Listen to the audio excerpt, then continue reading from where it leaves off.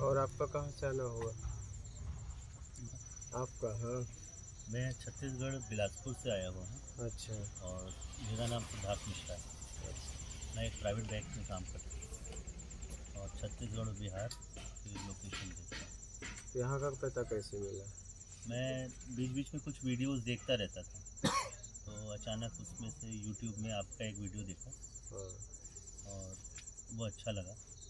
और जो प्रत्यक्ष ज्ञान है, जैसे कि आपने उसमें बहुत सारी चीज़ें क्लियर की, ध्यान से रिलेटेड, ध्यान चाहिए में है। ध्यान तो रोज़ घटित होता है, छोटी छोटी चीज़ों में घटित होता है।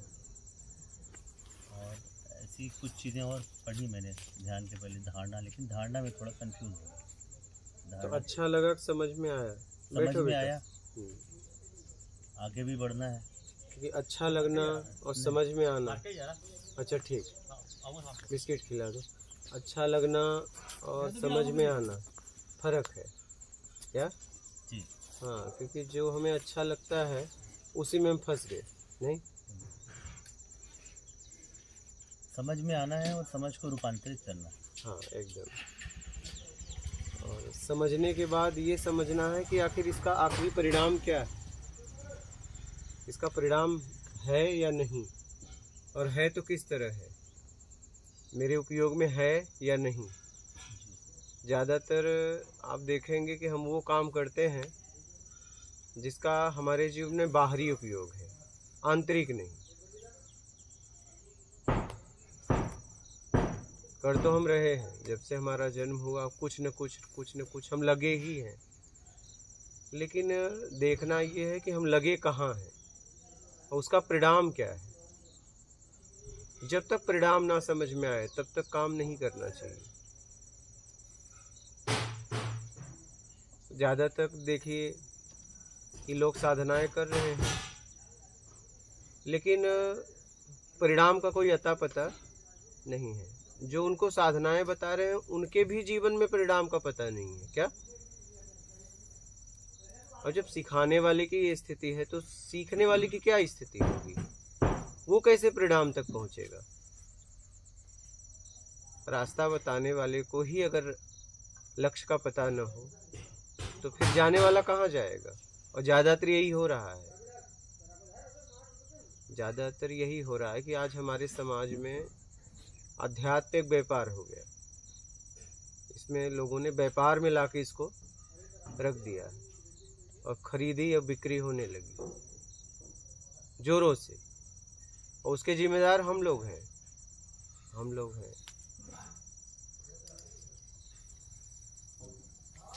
कि वो खरीदने जा रहे हैं जिसको कहा गया है दुर्लभ। क्या?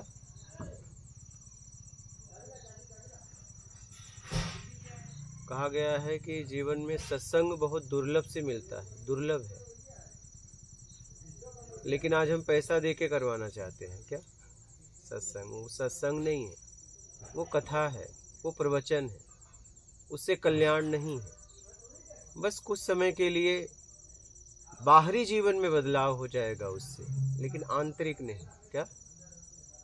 बदलाव आंतरिक होना चाहिए, बदलाव आप में होना चाहिए, और बदलाव आपसे होना चाहिए। थोपा हुआ बदलाव टिकता नहीं है, और आपसे बदलाव तभी होगा जब आप समझ लेंगे।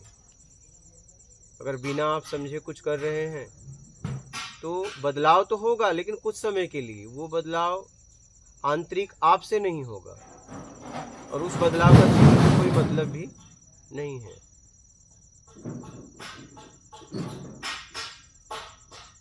आज हमारे समाज में प्याज लहसुन न खा के लोग अपने आप को सिद्ध समझते हैं, और ये दुर्भाग्य है, ये दुर्भाग्य है। और उसको उसके बारे में क्या क्या बोल दिया गया है।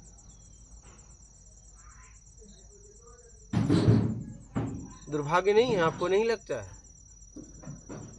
अब जैसे अगर किसी ने अर्जुन से पूछा होता कि भाई ये मेरे से बलात् ये चीज़ें क्यों हो जाती हैं, या ये अपराध क्यों हो जाता है, ये मुझसे क्यों हो जाता है, तो कुछ लोगों ने उसका उत्तर बताया कि शैतान की वजह से हो जाता है।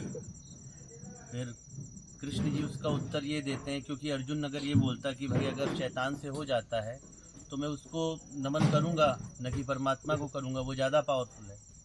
तो कृष्ण जी गीता में उसका उत्तर ये देते हैं कि ये जो प्रकृति ये त्रिगुणा है और तीनों ही गुणों की वजह से जो है ये प्रकृति चल रही है, तमस, रज और सद्गुण। जिसके अंदर जैसा गुण है उस हिसाब से ये चीज़ें चलेंगी। मगर ये तीनों ही चीज़ें ज़रूरी हैं, क्योंकि कार में अगर रजस गुण है, हमने अगर एक्सेलरेटर दे दिया तो वो चलता चला जाएगा, वो कहीं रुकने वाला नहीं। और उसके लिए तमोगुण भी ज़रूरी है, ब्रेक, और उनको चलाने के लिए, डायरेक्शन देने के लिए सतोगुण भी ज़रूरी है। तो अगर कोई ये बोलता है कि सिर्फ लहसुन और ये छोड़ दीजिए और केवल सतोगुण में आ जाइए, तो वो पहुँचेगा कहीं, लेकिन वो उसकी स्थिति थोड़ी सी अलग होगी। कहाँ पहुँचेगा? सतोगुण में अब जैसे मान लीजिए, जैसा बोलते हैं कि आप प्योर सात्विक हो जाइए, तो सात्विक व्यक्ति कहीं प्याज लहसुन छोड़ने से क्या होता है? जो आपका एक्चुअली इसको तामसिक माना जाता है भोजन में। नहीं, उससे होता क्या है? आप क्या बताया गया शरीर में आपके ऊर्जा कामुकता कम हो जाती है। नहीं, शरीर में ऊर्जा बढ़ती है। हाँ। ठीक। और ऊर्जा बढ़ने से, चूंकि हम तो आम आदमी, हम ऊर्जा को संभाल नहीं सकते, तो हमारी ऊर्जा नीचे की ओर स्खलित होती है, हम तो संभाल नहीं सकते उसको। हाँ, तो जब हम कमी कर देंगे तो हमें लगेगा संभल गया, लेकिन संभला कहाँ? अब बन ही नहीं रहा है। हाँ, ये बोल सकते, संभला नहीं। बना के संभालो, तब आपका महत्व है ना। अब बनाना ही कम कर दिए तो आपको भ्रम हो गया मैंने संभाल लिया। तो ये क्यों बोला इन लोगों ने? फिर गलती कर रहे हैं। इसको मानने वाले, इनके बताए हुए मार्ग पे चलने वाले और गलती कर रहे हैं। बैल को बधिया करा दो, ठीक है, वो संबंध नहीं कर पाएगा, क्या काम भाव चला जाता है? काम भाव तो नहीं जाएगा ना, आपने देखा भी होगा। तो उससे क्या हुआ? क्या उसमें परिवर्तन आ गया? नहीं, उसमें और अशांति आ गई। उस बैल से पूछो, क्योंकि काम उठ रहा है, वो कर नहीं पा रहा है, और अशांति हो गई उसके जीवन में। वो बैल आपसे बता नहीं पा रहा है, बैल आपसे कह नहीं पा रहा है अपना दुख। वो काम भाव को निकाल देता तो उसका जीवन सुकून से बीतता। जिस तरीके से निकालना था वो रास्ता आपने उसका वो कर दिया। उसे बधिया बोलते हैं, आप चाहे जो भी उससे बोलिए, ठीक है, लेकिन वो उसका जीवन अशांत आपने कर दिया।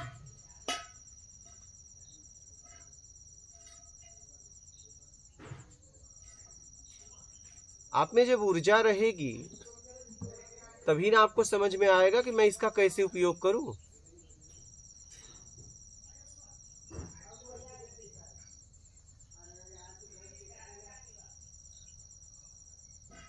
ऊर्जा ही आप कम कर देंगे तो कैसे समझ में आएगा कि मैं इसका बैलेंस बना पाया कि नहीं बना पाया।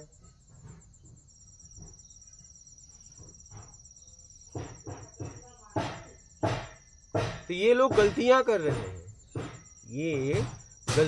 हैं, वो खुद तो कर रहे हैं, करवा भी रहे हैं। क्योंकि आपको अगर अपने आप को समझना है और मार्ग पे चलना है तो पहले आप अपने आप को ऊर्जावान बनाइए हर तरीके से, तभी आपको समझ में आएगा कि मैं सही दिशा में चल रहा हूं कि नहीं।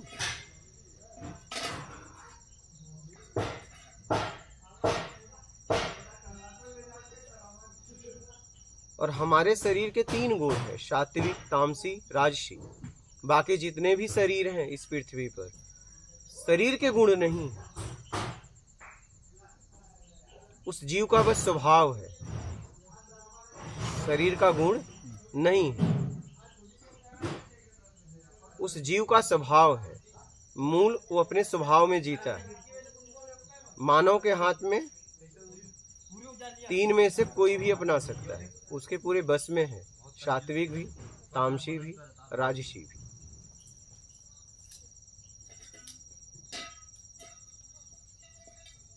बाकी जितने भी जीव हैं उनका स्वभाव है, वो मूल स्वभाव में जीते हैं, उनके शरीर में गुण नहीं है। मानव शरीर में ये गुण दिए गए हैं, शतो रजो तमस, सात्विक तामसी राजसी।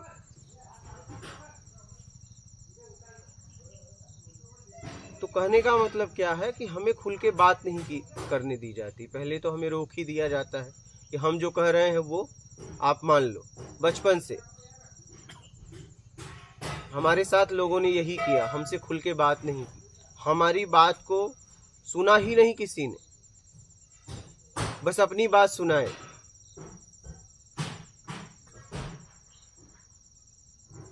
अगर किसी की महानता तब होती है जब वो सामने वाले की बात सुने कि वो क्या कहना चाहता है।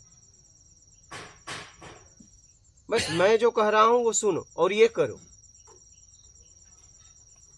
और कुछ साल बाद नहीं होगा कहोगे तो कहेंगे तुम्हारा भाव शुद्ध नहीं है, बस बात खत्म हो गई।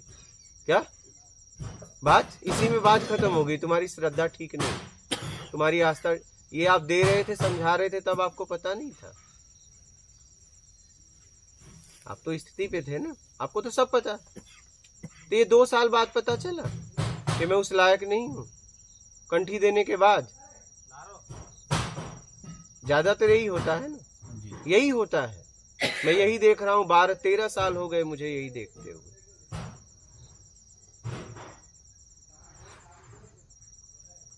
जब कोई आपके पास व्यक्ति आया तो जिम्मेदारी आपकी थी ना, उसी समय बता देते कि आप इस योग्य हो या ना हो।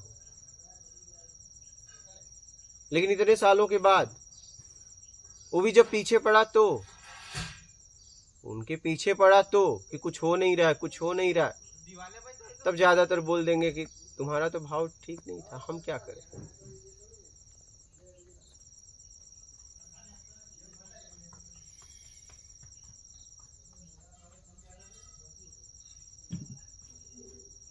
कुछ छोड़ के या कुछ पकड़ के ठीक नहीं होगा। ठीक तब होगा जब आप समझ के करेंगे, करने से ठीक होगा। क्योंकि करने से हम फंस गए, हम करने से फंसे हैं। समझने के बाद करना पड़ेगा, और बिना समझे आप करेंगे तो होगा ही नहीं। ज्यादातर ही हो रहा है, हमें समझ में नहीं आ रहा, हम लग गए। आप कुछ भी करिए, आप देखिए कि उसका परिणाम भी है क्या, उस परिणाम का आपको पता है। परिणाम आएगा तो समझ पाओगे। पूरी तरह पहले समझ लीजिए, फिर आगे बढ़िए।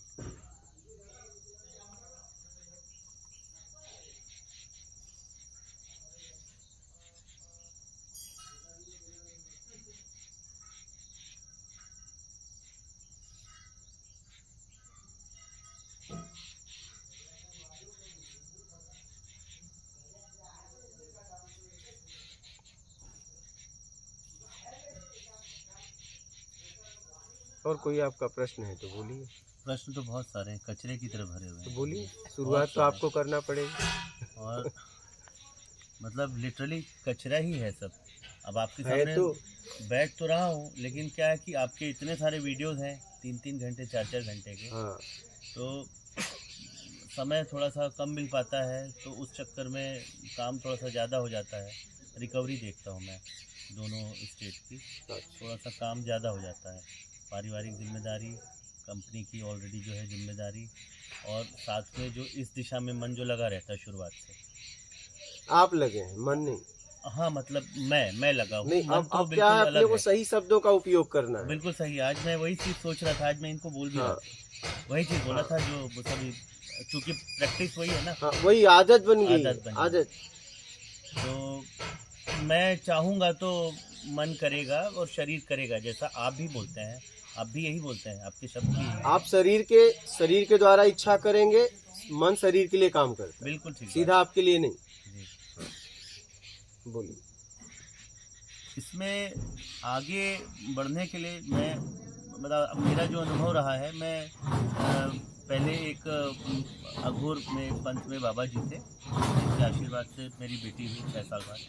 तो उनके शिष्य, वो तो नहीं है बाबा भगवान राम, उनके शिष्य थे बाबा संभव जी। तो मैं उनके पास गया, मैंने बताया मैं थोड़ा व्यभिचारी हूँ, कुमार्गी हूँ, और मेरे अंदर बहुत सारी अवगुण हैं, बहुत सारे हैं। तो मैं कैसे इस मार्ग पे आगे बढ़ूँ, क्योंकि ये जो 4 पुरुषार्थ हैं, धर्म, अर्थ, काम और ये मोक्ष, तो 3 तो मैं करता ही हूँ, 3 के लिए जतन मैं करता हूँ।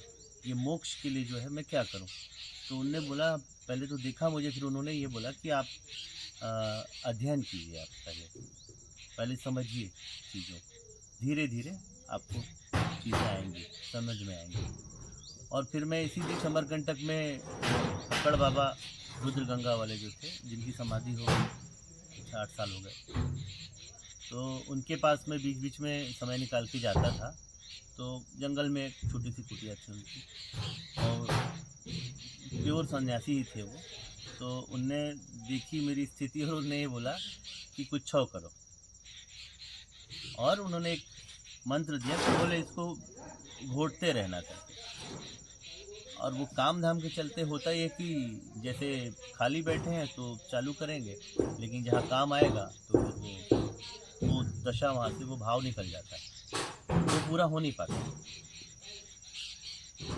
तो इसके आगे मैं नहीं बढ़ पा रहा हूँ। धारणा आपने जो बताया कि धारणा जो पहले अपन इसको करेंगे तब ध्यान घटित होगा, तो कहीं ना कहीं कमी तो मेरे ही अंदर है, क्योंकि मैं पूरी तरीके से चाह नहीं रहा हूँ। अगर मैं पूरी तरीके से चाह लूँगा तो क्या इसके आगे परिणाम होगा, क्या, ये मैंने कभी सोचा नहीं इसके बारे में। लेकिन ये है कि मुझे आत्म का साक्षात्कार तो करना ही है। समय लगेगा, क्योंकि बीज तो मैंने बो लिया है।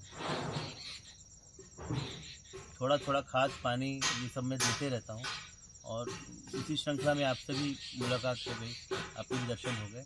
तो कहीं ना कहीं मुझे अब लग रहा है कि धीरे धीरे पेड़ बनेगा कभी, और फल तो मिलेंगे, ये मुझे अंदर से लगता है। और लेकिन मैं इच्छाओं का जो दमन होता है, वो दमन करने की जगह मैं उसको रूपांतरित करना चाहता हूँ। अगर मैं कोई चीज़ छोड़ दूँ तो मुझे मालूम है कुछ दिन बाद वो फिर से, अगर मैंने दबा दिया उस चीज़ को बिना समझे, जैसा आप बोले समझो, बिना समझे अगर मैंने दबा दिया तो वो फिर कभी न कभी बल खा के अनुकूल परिस्थिति में आगे जाएगी। तो मैं समझ विकसित करना चाहता हूँ, बहुत धीरे धीरे ही करना चाहता हूँ, लेकिन आगे बढ़ना चाहता हूँ, बस यही है। देखिए, जिस इच्छा का हमारे जीवन में कोई उपयोग नहीं है, न शरीर के लिए, न परिवार के लिए, न समाज के लिए, उस इच्छा का तुरंत त्याग करो, दमन के चक्कर में मत पड़ो। बात समझ रहे हैं? क्योंकि वो आपने बनाई है, उसका कैसे दमन करोगे? वो तो आपने पैदा किया है, उसे छोड़ देना ही ठीक है। बात समझ रहे हैं? उसका त्याग कर देना ही ठीक है। त्यागम परम सुखम। किसका त्याग करें? जिसका आपके जीवन में जरूरत ही नहीं है, उसको क्यों पाल के रखे हो? अगर हमें पता चल गया कि ये हाथ सड़ जाएगा, ये उंगली रहेगा, तो उंगली को कटवाना ठीक है ना? हाँ, इंतजार करना ठीक है। अगर ये हमारे जीवन में पक्का हो गया कि ये रहा तो ये सड़ जाएगा, ये सड़ जाएगा तो ये सड़ जाएगा, तो क्या करेंगे? तुरंत इसे कटवा देना ठीक है, इंतजार करेंगे? तुरंत करेंगे। तो तुरंत आपको अगर लगे जीवन में कि इसका मेरे जीवन में जरूरत ही नहीं है, ये हमारे सिर्फ आदत में है और आदत बनाने वाला मैं, उसका तुरंत त्याग करिए।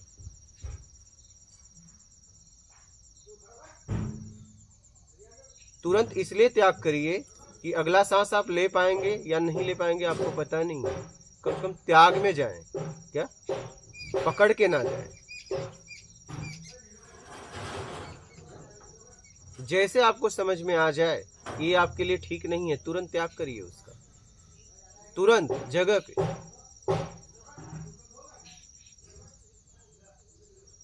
वही अपने जीवन में अपनाइए जिससे आपका आत्मिक कल्याण है। बस आत्मिक कल्याण में कुछ भी बाधा हो रहा है उसका त्याग कर दीजिए, चाहे कुछ भी हो। अगर अपने स्व तक पहुंचना है तो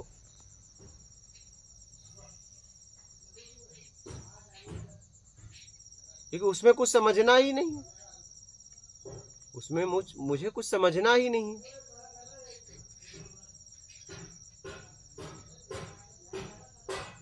जिससे हमारा नुकसान हो, क्या उसको पास रखना चाहिए? तुरंत उसका त्याग कर देना चाहिए। त्याग ही परम सुख है।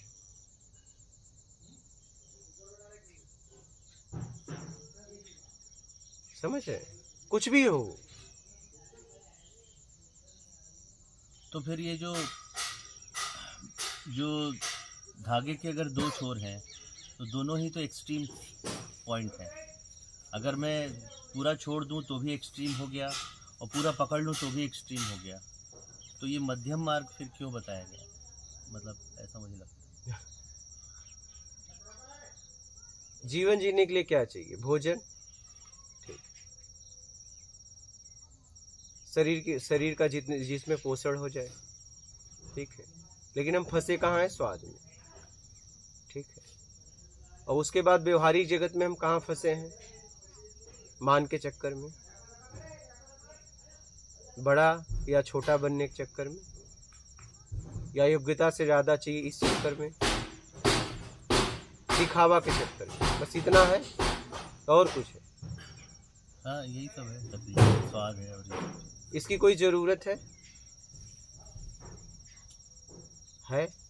ऐसा देखा जाए तो न्यूनतम लेवल पे तो इन सब की जरूरत नहीं है, हटाया जा सकता है। पकड़ने की जरूरत क्या है, ये बताइए मुझे। पकड़ने की तो कोई जरूरत नहीं है। फिर तो पकड़े क्यों है? ऐसे तो सब कुछ आपके पास यही है क्या?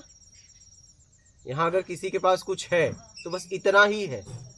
मान की इच्छा, योग्यता से ज्यादा पाने की इच्छा, बड़ा छोटा बनने की इच्छा, दिखावा, बस। इससे ज्यादा कुछ है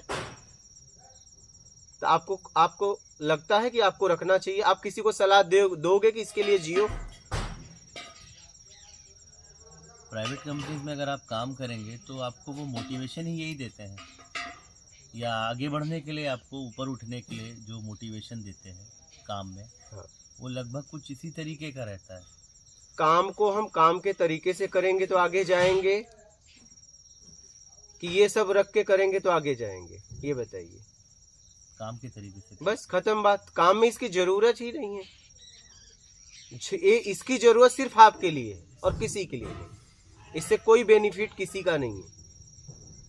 इससे फायदा घाटा आप ही को लगता है, और न फायदा है न घाटा। एक भ्रम है, वो आपने पाल के अच्छे से उसे रखा है।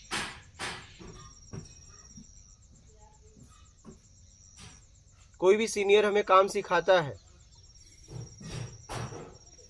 तो काम को काम के तरीके से करना सिखाता है कि वो मान के लिए बोलता है काम करो?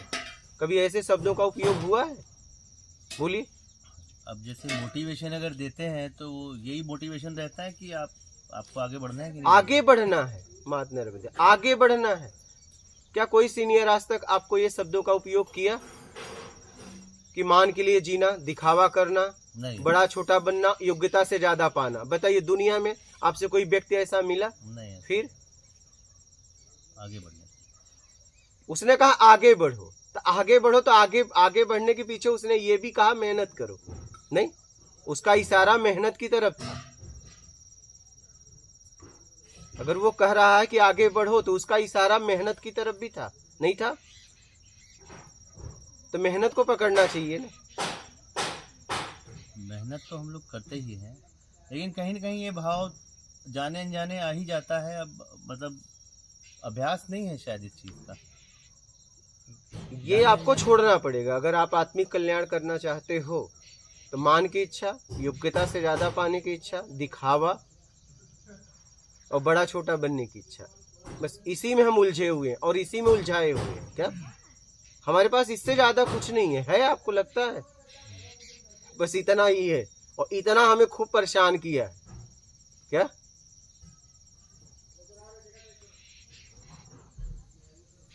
अगर ये आप छोड़ दिए तो आप छल, कपट, चोरी, बेईमानी, चापलूसी, मक्कारी, धूर्तता, पाखंड कर भी नहीं पाएंगे।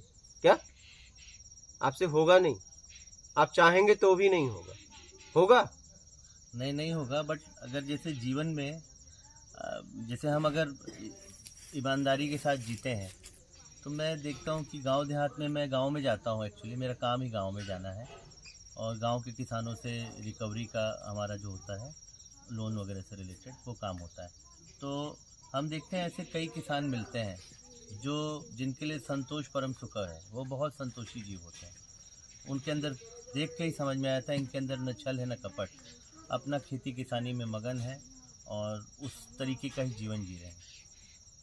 तो या तो वो सुखी हैं, और जो स्व तक पहुंचने की जो अवधारणा है, तो क्या फिर उनको वो मतलब उनके ऊपर ही फलित होती? क्योंकि हमारे मन में होता है यार, हम लोग भी ऐसे होते, ऐसे ही निश्चल होते, ऐसे ही निष्कपट होते, क्योंकि उनको देख के अच्छा लगता है। एक अजीब सा एक एहसास होता है कि नहीं यार, हमको भी ऐसा होना चाहिए। हम किस दुनियादारी के चक्कर में पड़ गए, जो दिखावा या मान सम्मान जो चीज़ें हैं, उनके अंदर ऐसी कोई चीज़ दिखाई नहीं देती। वो अपने थोड़े में ही खुश है, न्यूनतम में खुश है। ये आपको लगता है, हो सकता है वो मजबूरी में ऐसा जीवन जी रहे हैं। आप उनके पास जब रहेंगे कुछ दिनों तक, तब आपको समझ में आ जाएगा कि ये ऐसे क्यों जीते हैं। अगर एक आदमी झोपड़ी में रह रहा है और आराम से बैठा है, तो हो सकता है उस महल बनाने की क्षमता नहीं है। आप उसे महल का ऑप्शन दे के देखिए, आप उसे महल का ऑप्शन दे के देखिए, हो सकता है मजबूर हो, ये भी तो हो सकता है। ये तो जब उन्हें ऑप्शन देंगे तब समझ में आएगा। एक आदमी फटा कपड़ा पहना है और मस्त है, आपको लग रहा है, तो उसे कई नए ऑप्शन दे दो कपड़े के, कि आपके लिए मैं ये कपड़ा लाया हूँ, फिर देखिए वो क्या कहता है। नहीं, आप लीजिए। अगर वो मना भी करे, संकोच करे, तो लीजिए, देखिए वो कैसे फटा फेंक के और नया पहनता है। हो सकता है वो फटे कपड़े को मजबूरी में स्वीकार किया हो, उस झोपड़ी को मजबूरी में स्वीकार किया हो, वो जो जीवन जी रहा है मजबूरी में स्वीकार किया हो। कुछ बोला नहीं जा सकता।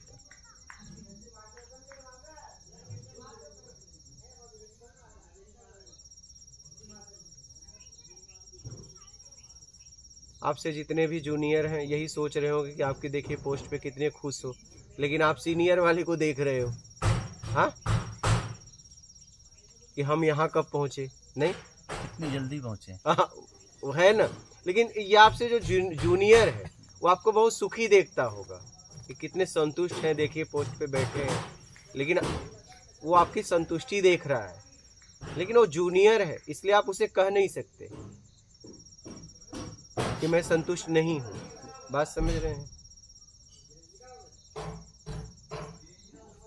ऐसा लगता है कुछ समय के लिए कुछ आदमी को देख के। आप बस उनके साथ कुछ दिन रहिए, क्या, तब आपको पता चलेगा। कुछ समय के लिए हमें लगता है कि ये आदमी बहुत सुखी है।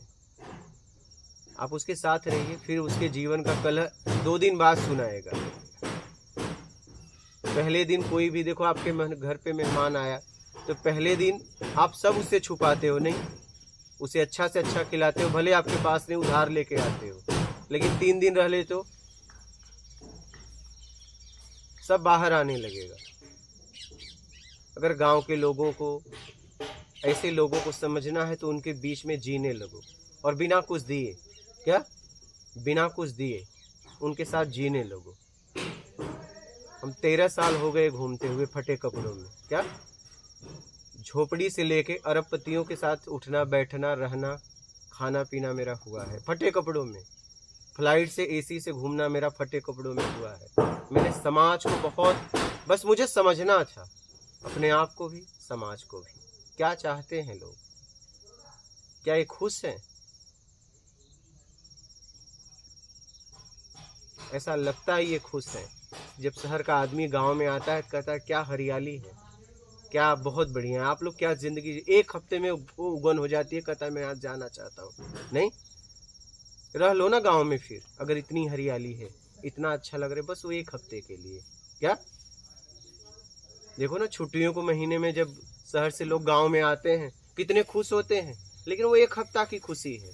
उनके बच्चे घुटन में जीने लगते हैं, पापा चलो ना, पापा चलो ना। लेकिन पहले दिन आए थे, क्या, खूब उछल कूद रहे थे, क्या गांव है, कैसा, कितना अच्छा लग रहा है, वाह, क्या क्या क्या प्रकृति है यहाँ। लेकिन कितने दिन, 1 हफ्ता। हमने ये देखा है, आपको ये जो बता रहा हूँ आपने भी देखा होगा, ऐसा नहीं, आप भी इस दुनिया में जीते हैं, हम भी इस दुनिया में देखे हैं, कोई अलग दुनिया से देख के नहीं आए हैं। हमने इस दुनिया को बहुत अच्छे तरीके से समझा है।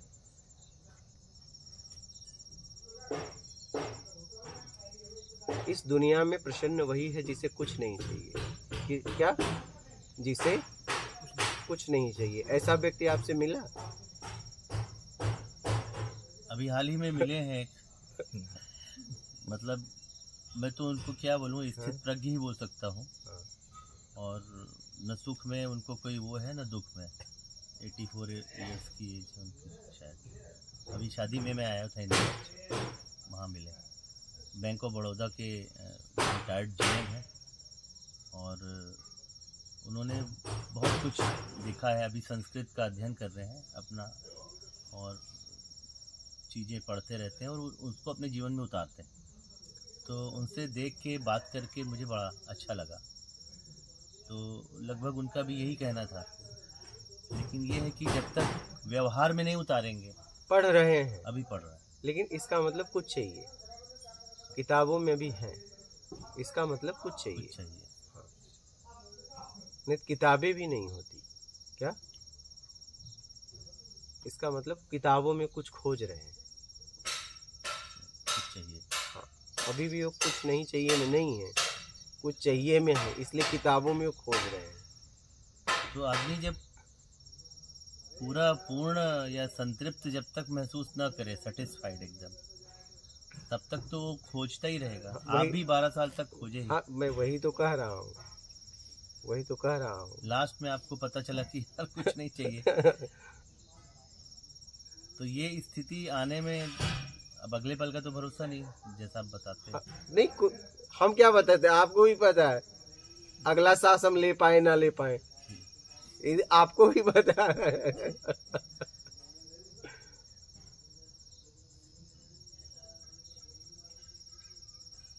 मेरा एक प्रश्न था कि जैसे हम मंत्र को खाली समय में जब भी मौका मिलता है, जब हम अंदर ही अंदर चैंटिंग करते रहते हैं, तो क्या मतलब इससे क्या बदलाव आते हैं या इससे क्या फ़र्क पड़ता होगा?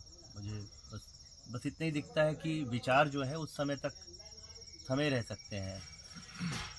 क्योंकि मैं जब यहाँ आया तो मेरे अंदर बहुत से विचार आ रहे थे, और अब आप बैठे तो फिर मैं उसके पहले भी थोड़ा बहुत आँख बंद करके चैंटिंग कर ही रहा था। थोड़ी देर तक रुके हुए थे, अभी बात कर रहा हूँ तो रुके हुए हैं, बीच बीच में कुछ कुछ आते जाते रहते हैं।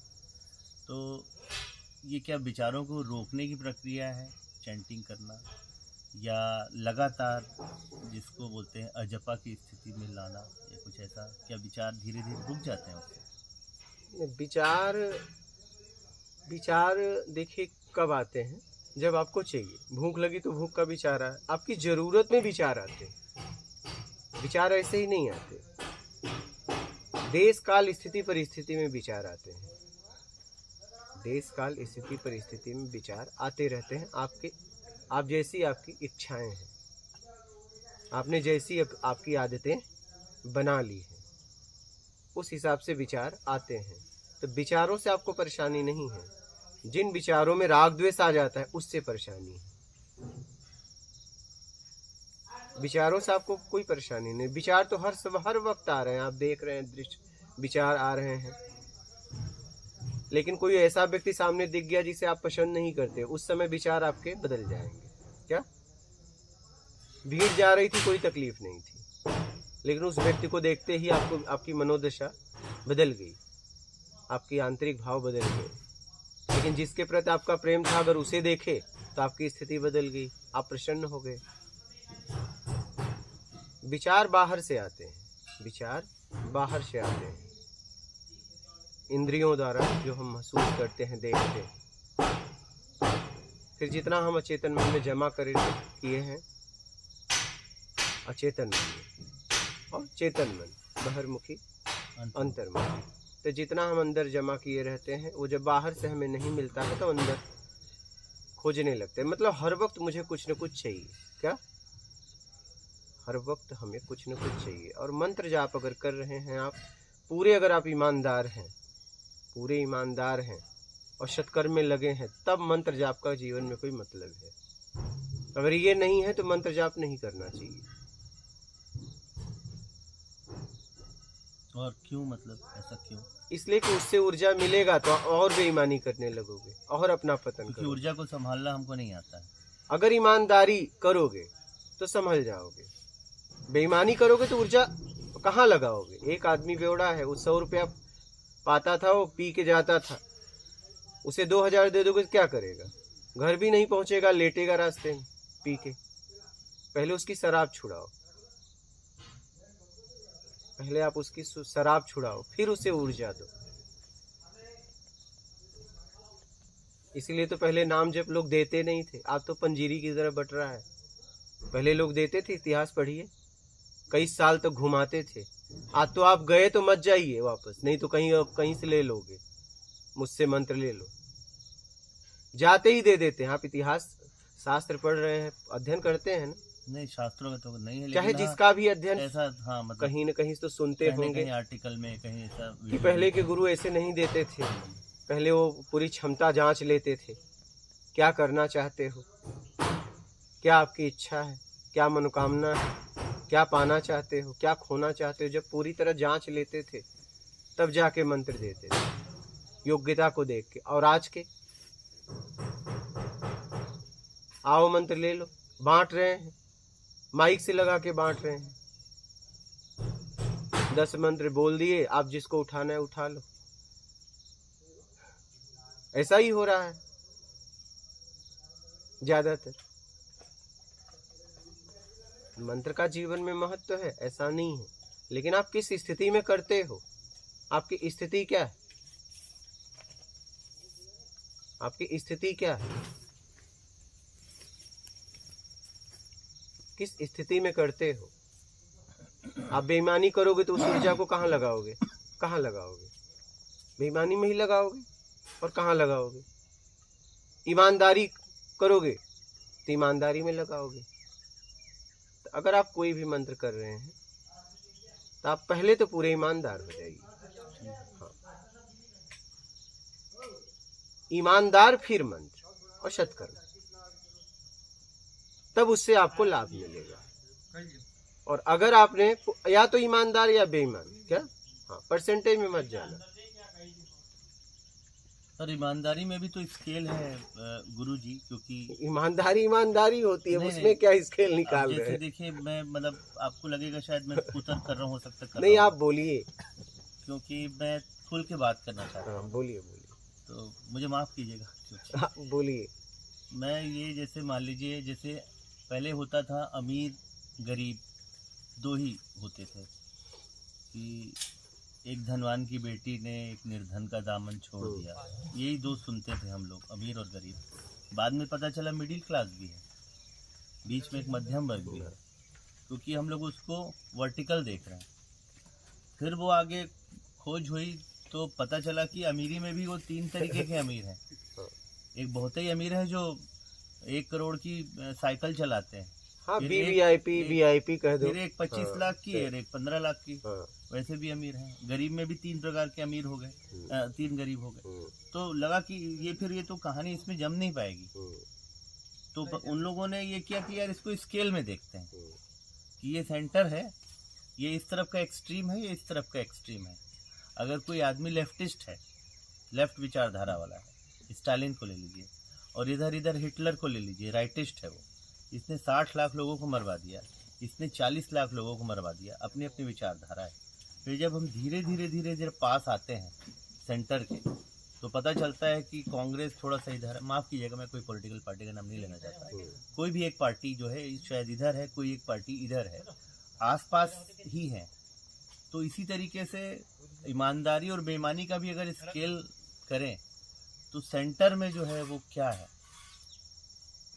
अगर हम एक पूरा एक्सट्रीम में ले लें जो हम चाहते हैं कि या तो ईमानदार या बेईमान, तो बीच में क्या है? देखिए, आप उन लोगों में तो है नहीं, आप निकलना चाहते हैं। हाँ, क्या? हाँ, निकलना उस भीड़ से निकलना चाहते हैं, तो आपको पूरा सिस्टम उनका छोड़ना पड़ेगा, सोसाइटी। क्या? आपको बस अब समाज में जीना है उचित तरीके से, आपको उनको देख के नहीं चलना है, क्योंकि आप निकलना चाहते हैं, आप उस भीड़ से अलग जाना चाहते हैं। और उस भीड़ से अलग जाना चाहते हैं तो आपको सही और गलत दोनों छोड़ना पड़ेगा। क्या? ना तो आपको सही में जाना है, ना तो गलत में जाना है। सही में जाएंगे तो भी भटक जाएंगे, गलत में जाएंगे तो भी भटक जाएंगे। आपको उचित में जाना है। उचित के बाद अनुचित भी है। आपको उचित में जाना है, उचित तरीके से जीवन जीना है। फॉरेन में ये उचित जो है, मैं बाली गया था इंडोनेशिया बीच में ऐसे ही, तो एक छोटा बच्चा वहाँ पर 13-14 साल का होगा, मैं स्विमिंग पूल में बैठे बियर पी रहा था। तो हमने पूछा यार मतलब यू आर वेरी स्मॉल, तो उसके बाजू में थे उनके मतलब ग्रैंड मदर जो थी वो भी ले रही थी। वो बोलती है कि beer is the life line in Australia में। तो वहाँ पर पानी महंगा है और ये सब सस्ता है थोड़ा सा। तो अगर हम वहाँ के हिसाब से देखें तो वो किसी देश की एक लाइफ लाइन हो सकती है या वहाँ के लिए उचित है, और हमारे लिए शायद हम बच्चों को ये सब करने भी ना दें कि अरे तुम गलत रास्ते पे जा रहे हो।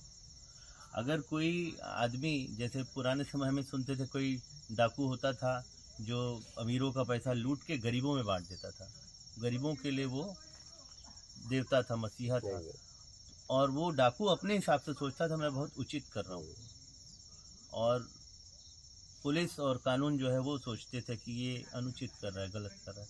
तो ये उचित की जो परिभाषा है ये कहीं ना कहीं हर आदमी के हिसाब से कुछ न कुछ अलग अलग होती। शायद मुझे जो लग रहा है कि ये चीज़ सही है, आपको लगेगा उधर से शायद कि ये गलत है। हो सकता है।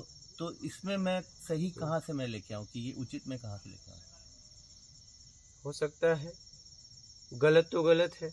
वो डाकू अपने लिए गलत था, लेकिन किसी का धन तो छीनता था। उसे लग रहा था मैं गरीबों में बांट रहा हूं, तो खुद कमा के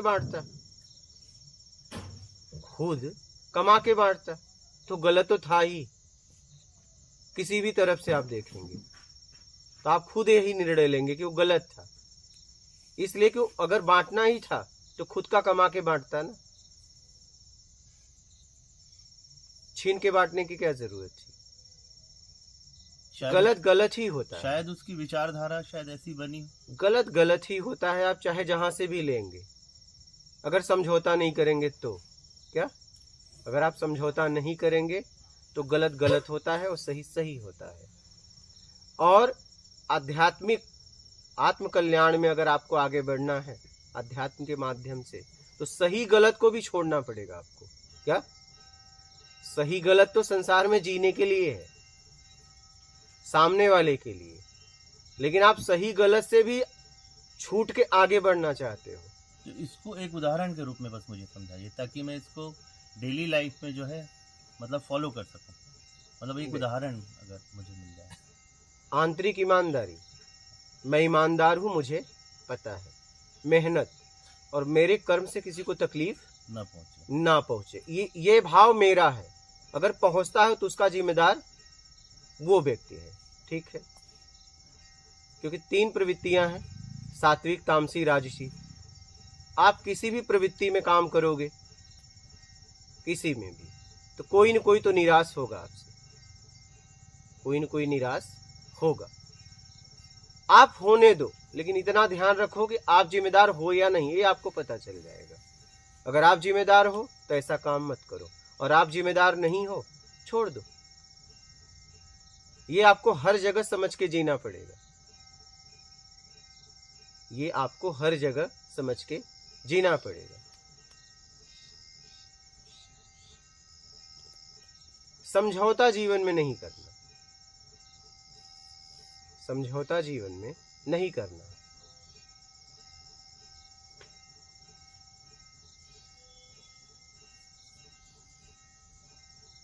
लाइफ स्टाइल, जैसे एक हर समाज में एक व्यक्ति की लाइफ स्टाइल होती है, और उस लाइफ स्टाइल को फॉलो करने के लिए, मतलब उस लेवल पे रहने के लिए वो थोड़ा और ज़्यादा मेहनत करने लगता है। कहीं ना कहीं थोड़ा बहुत बेईमानी भी हो सकता है करता होगा। हमारे लेवल पे हम अगर ये भी बोलते हैं कि यार हम ईमानदारी से ही करते हैं और कहीं ना कहीं इस लाइफ स्टाइल को फॉलो करते हैं, तो क्या ये ईमानदारी है या क्या सही है या गलत क्या है? नहीं, आप खूब अच्छे कपड़े पहनिए, अच्छे व्यवस्थाओं का उपयोग करिए, अच्छे महल का उपयोग करिए, लेकिन वो महल ईमानदारी के पैसों से बना हो, वो कपड़ा ईमानदारी से हो, ईमानदारी के धन से हो, वो भोजन ईमानदारी के धन से हो। बस अब जैसे जीना है जियो ना। राम भगवान भी जी के गए, कृष्ण भगवान भी जी के गए, नहीं जिए, राजाओं की तरह जिए, ऐसा तो था नहीं। वो व्यवस्थाएं आती कहाँ से? लेकिन राम जी का तो चरित्र अलग था, वो मर्यादा पुरुषोत्तम थे। कृष्ण जी के चरित्र में थोड़ा सा मतलब उनको छल भी करना पड़ा। छल कहाँ उन्होंने किया? नहीं मतलब लाइट चालू कर दी। जैसे वो दुर्योधन जब जा रहा था, हाँ, तो हाँ, उन्होंने उसको बोला, क्योंकि वो तो भगवान थे, उनको सब पता था। हाँ, तो उनको शायद ये भी तो पता था, शायद क्या मतलब पता ही होगा, हाँ, हाँ, कि यहाँ जांग पे अगर कमज़ोर हो जाए, तो उन्होंने बोला कि भाई अपनी माँ के सामने ऐसे जाओगे क्या? पत्ता उन्होंने रखवा दिया, और मतलब पत्ता पहन के फिर हो गए, और वही कारण था कि फिर वो मारा गया। तो कहीं ना कहीं छल था। और एक शायद कोई एक और घटना आई, मैं बहुत ज़्यादा पढ़ा नहीं उसमें, जैसे वो द्रोणाचार्य वाला एक था कि क्या हुआ, मतलब कौन मारा गया, तो शायद कोई हाथी का नाम, अश्वत्थामा। हाँ, तो वो थोड़ा वो हो गए। तो कुछ कहीं ना कहीं ये जो मतलब इसमें छल कहाँ था? क्या था फिर ये? दुष्ट व्यक्ति के साथ, दुष्ट व्यक्ति के साथ अगर उसे आपको मारना है तो आपको दुष्टता का ही बर्ताव करना पड़ेगा। आप समझ रहे हैं? और वो उस समय, जिस समय अश्वत्थामा की बात थी, उस समय वो सलाहकार थे। तो सलाहकार युद्ध जीतने के लिए वही सलाह देगा जिससे युद्ध जीता जाए। युद्ध लड़ने वाले वो नहीं थे, वो सलाहकार थे। सलाहकार का क्या काम है? सलाहकार का काम तो एक ही है, युद्ध को जीता जाए, और कोई काम है? किसी भी तरीके से युद्ध को जीता जाए। और अधर्म की शुरुआत किन्होंने की थी? अभिमन्यु को मारने में उन्होंने की थी। तो एक अधर्मी को मारने के लिए अधर्म का सहारा तो लेना पड़ेगा। तो ये तो उस युग में हुआ जिसमें ये सब चीज़ें हुई। ये चीज़ें सतयुग में पॉसिबल नहीं थी, या ये चीज़ें शायद त्रेता में नहीं रही होगी। ये एक खास युग की बात है, और अब कलयुग में तो आप देख ही रहे हैं। हाँ, मैं तो कह रहा हूँ अभी भी ईमानदारी से आप अच्छी तरीके से जीवन जी सकते हैं, बस आप सोसाइटी मेंटेन मत करें। आप किसी को देख के मत जिए, बस अपने आप को देखें, अपने आप को समझें। मुझे तो नहीं लगता बेईमानी करने की कोई आवश्यकता है, मुझे तो नहीं लगता। नहीं, जीवन जीने के लिए बेईमानी तो तब करने की जरूरत है जब आपको मान सम्मान, नाम शोहरत चाहिए, तब करने की जरूरत पड़ती है।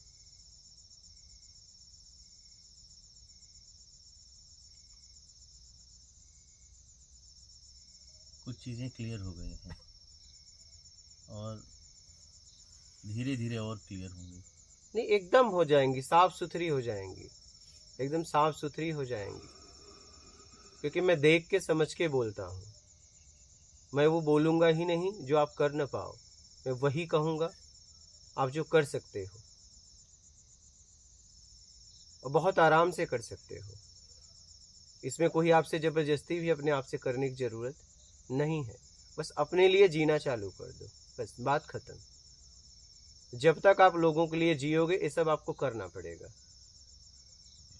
आप गाड़ी से जा रहे हो, कोई दिक्कत नहीं थी जब तक आपके सामने से छोटी छोटी गाड़ियां गई, लेकिन जैसे ही आपसे बड़ी गाड़ी गई, आपको तकलीफ हो गई।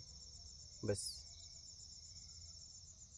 जैसे आप छोटी गाड़ी को देखे, वैसे आप बड़ी गाड़ी को भी देखो ना, आप उसमें लिप्त हो गए, आपको दुख हो गया। दुख इसलिए हो गया कि आपसे बड़ी वो गाड़ी थी, बस, और कुछ नहीं। यही गलतियां हमसे हो रही है। हमें कोई दिक्कत नहीं है जिंदगी में, दिक्कत बस इतना है कि हमसे ज्यादा वो क्यों, बस इतना सा दिक्कत। क्यों किसी को ज्यादा में नहीं देखना चाहते हो? क्यों?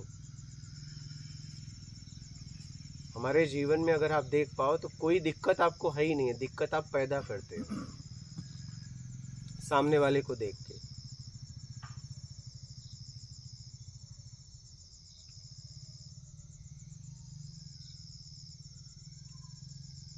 आप देखोगे तो देख पाओगे कि आप एकदम ईमानदारी से बहुत अच्छा जीवन जी सकते हो। ऐसा लगता है कि नहीं आपको? नहीं, लगभग तो लगता है, लगभग लगता है। कहीं कहीं शायद ये जो डिसीजन मेकिंग है कि क्या ये सही है या गलत है, कहीं कहीं वो थोड़ा सा एक भटकाव सा सी स्थिति आती है कि शायद मुझे अपने पॉइंट ऑफ व्यू से, मेरे नज़रिए से शायद कोई चीज़ मुझे सही लगे, तो शायद वो कहीं सामने वाले के नज़रिए से गलत हो सकती है। और यही वजह है कि वो गलती करने के बाद जब तुरंत रियलाइज़ होती है, अरे ये तो कहीं गलत हो गया, हमसे हो गया, और वो सामने वाला रियलाइज़ करवा भी देता है, यार ये तुमसे गलत हुआ था, तो बस उसको सीख के थोड़ा सा आगे बढ़ते हैं, बस इतना ही है। लेकिन ये है कि आगे बढ़ना है, अभी रुकना नहीं है, यही है मन में। बढ़ने के लिए आपको ये सब बातें अपनानी पड़ेगी। आपको उन लोगों को छोड़ना पड़ेगा। आपको वीआईपी से लेके झोपड़ी वालों को छोड़ना पड़ेगा। उनको देख के जीना नहीं है। अब आपको अपने को देख के जीना है और काम को काम के तरीके से करना है। काम को अपने तरीके से नहीं करना है। जिस काम को हमने लिया है, काम को काम के तरीके से काम को करना है, ये ध्यान रखना। अपने तरीके से हमें अब नहीं करना है। हमारा तरीका ही गड़बड़ है। क्या? हमारा तरीका ही गड़बड़ है। जिस पद पे हम हैं, उसका काम जो भी है वही मुझे करना है। उस पद के काम, वहाँ क्या है, हम अपना तरीका लगाते हैं, उसमें हम फंस जाते हैं, उसमें हम फंस जाते हैं, भावनाओं में आ जाते हैं। और आप जिस डिपार्टमेंट में, जिस फील्ड में काम कर रहे हैं, आपके ऊपर तो ज़्यादा भावनाओं का खेल होता होगा, बहुत सारा। ठीक है, लेकिन आप काम को काम के तरीके से करो। कई बार ये लगता है कि भगवान ने शायद इस डिपार्टमेंट में भी भेजा हाँ, है तो वही। लोगों का भला भी हो जाए। हाँ, वही रिकवरी डिपार्टमेंट में है। लेकिन आप देखिए, आप रिकवरी डिपार्टमेंट में हैं, लेकिन अब इसमें आपका एक तरफ आपको पेमेंट कौन दे रहा है? कंपनी। वो तो जिसके रिकवरी करने जाओगे आपको बहलाएगा, फुसलाएगा, समझिएगा, हाँ, रोएगा। वो कुछ भी करेगा। हम्म। लेकिन हमारा काम है ईमानदारी से काम करना, क्योंकि हमें पेमेंट कंपनी दे रहा है, वो आदमी नहीं। वो आदमी नहीं दे रहा है। हमारा पद है और हमारे पद का जितना अधिकार है, मैं वही काम करूंगा। अगर आपको निकलना है तो आप सीनियर वाले पद का काम आप मत करो।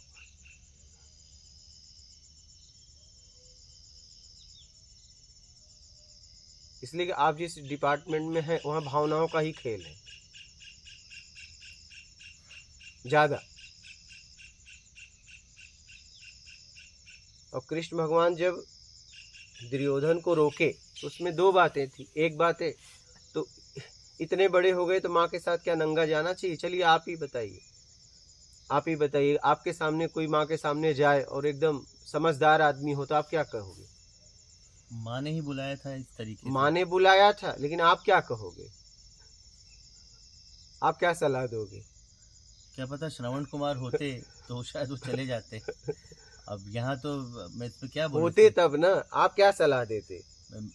मैं तो और- यही सलाह देता, सिविलाइज्ड हूँ, और तो मैं यही सलाह देता, भाई कुछ थोड़ा बहुत पहन के चले जाना। ठीक है। और वो किस लिए जा रहा था? अपने शरीर को वज्र करने। माँ के लिए तो नहीं जा रहा था, वासना में जा रहा था। उसकी माँ भी कामनाओं में बुला रही थी। ऐसा तो नहीं था कि उस पुत्र का उसे आत्मिक कल्याण करना था। कहीं न कहीं माँ भी गलती कर रही थी।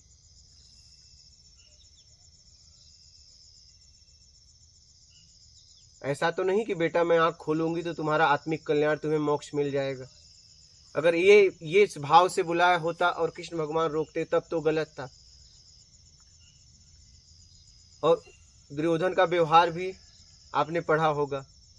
तो ऐसा आदमी अगर ताकतवर हो जाएगा तो समाज के लिए क्या होगा? कष्टदायक ही होगा।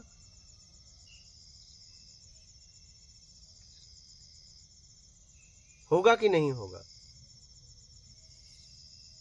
और कृष्ण भगवान कोई साधारण व्यक्ति विशेष तो नहीं थे। उनके ऊपर सिर्फ समाज की जिम्मेदारियां थी, नहीं थी। समाज की जिम्मेदारी, एक राजा के ऊपर समाज की जिम्मेदारी तो होती है, नहीं होती? होती है। जिस तरीके से एक सामान्य व्यक्ति जीता है उस तरीके से राजा नहीं जीता है।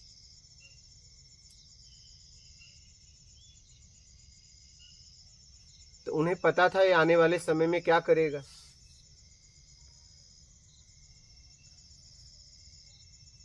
उन्हें पता था ना ये बात, भगवान थे तो भी पता था, और ऐसे भी पता है, आप लोग सबको पता है, उसका चरित्र आप पढ़िए तो ऐसे व्यक्ति को मजबूती तो नहीं दी जा सकती, उसे कमजोर ही बनाने के लिए सलाह दिया जाएगा, क्योंकि ये व्यक्ति समाज को नुकसान पहुंचाएगा ना। और कृष्ण भगवान कोई सामान्य नागरिक तो नहीं थे, सम्राट थे, राजा थे, उन पे जिम्मेदारी थी।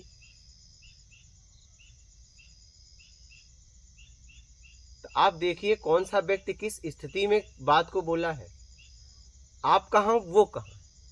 आप जब उसकी बात करिए कि उसने गलत किया तो आप अपने आप को वहां रखिए, अगर आप वहां होते तो क्या करते। ठीक बात है। हाँ, आप वहां होते तो क्या करते।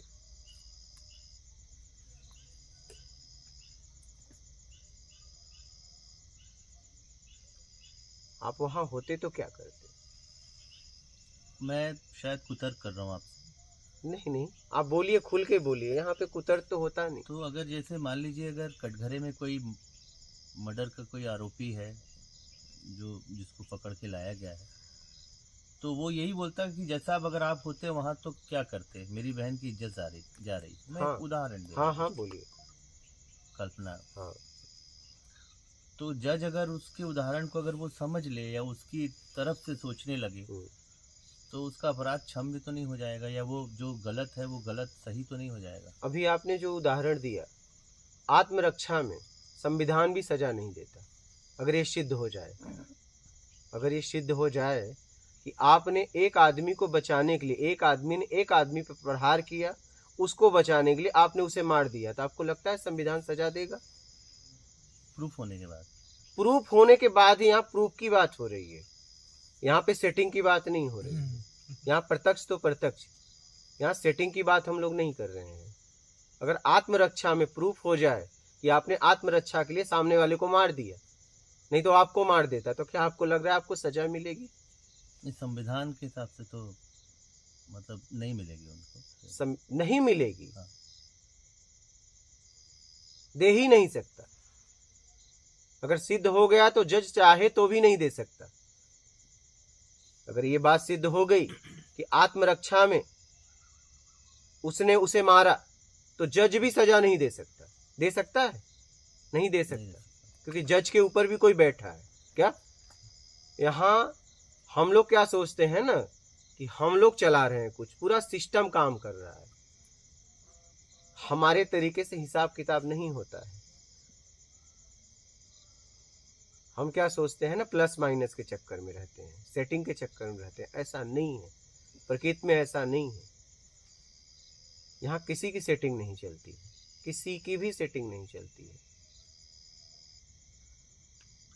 एक सवाल मेरे मन में आ रहा था कि एक शब्द होता है डेजा वू, ऐसा लोग मतलब कुछ बोलते हैं, मतलब ऐसा कभी कभी महसूस होता है कि यार ये घटना तो हो चुकी है, सपने में देख चुका हूँ, कुछ ऐसा आभास होता है।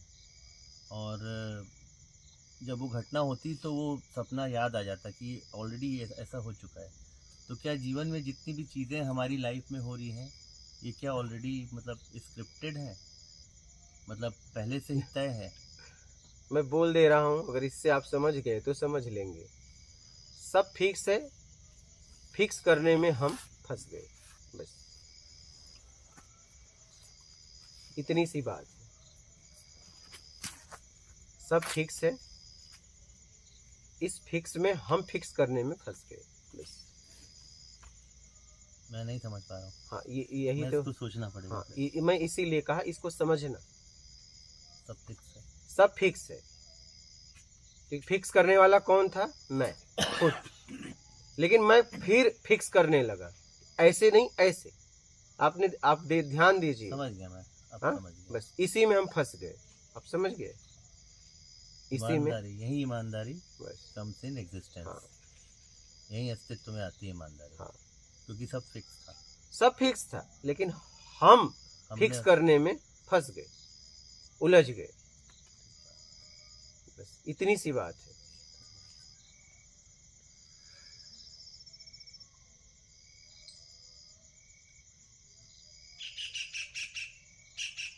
ये सीधी बात है।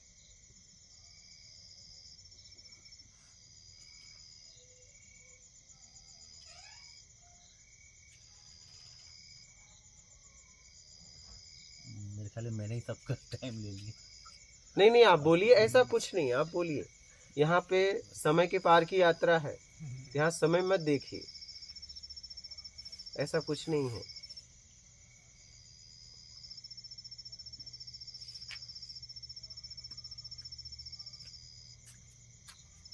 और बोलिए, कोई प्रश्न आपका है नहीं, तो? अभी तो फिलहाल और आपके साथ आने वालों का? ये सेल्स डिपार्टमेंट में इन्होंने ज्वाइन अच्छा। किया है अभी, कलेक्शन से निकल के दूसरी कंपनी में गए हैं। और सेल्स डिपार्टमेंट में इनको मतलब सेल्स भी करनी होती है। तो मेरा अनुभव जहाँ तक है, मैं कलेक्शन डिपार्टमेंट से हूँ, तो हमारा जब हम केसेस में जाते हैं तो हमें पता चलता है सेल्स ने क्या क्या गड़बड़ियाँ की हैं टारगेट पूरा करने के लिए। एकदम एकदम ऐसा मतलब आमतौर पे होता है। तो इनको भी अगर जैसे लगता है कि ईमानदारी से कर पाए तो क्या कर पाओगे आगे? चलो यही पूछना। देखिए, मुझे हम जो समझ में आया, मुझे लग रहा था यही शायद इनका सवाल। देखिए, मैं आपको बताऊंगा कि अपने टारगेट को पूरा करने के लिए पेपर को इधर उधर मत करना, बस बात खत्म। क्योंकि आपको तो पेपर देना होता है आगे, बस पेपर में इधर उधर मत करना। गुरुजी बोलना तो पड़ता ही है ना कभी कभी तो। क्या बोलिए? एक तो ब्याज का परसेंटेज, चाहे वो फ्लैट हो चाहे रिड्यूसिंग हो, ऐसा ही होता है ना। दो तरह के ब्याज होते हाँ, हैं। बस ब्याज का ही रहता है कि कभी लेकिन कभी। हाँ, गलत ना बताना। सिर्फ अपने टारगेट को पूरा करने के लिए आप उसे ऐसा पढ़ा दे रहे हो और आपको पता है, ऐसा ना करना।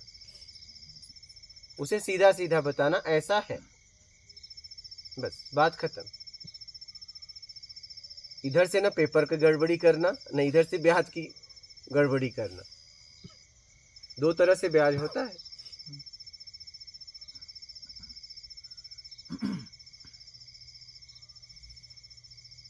ये दोनों जगह गड़बड़ी होती है,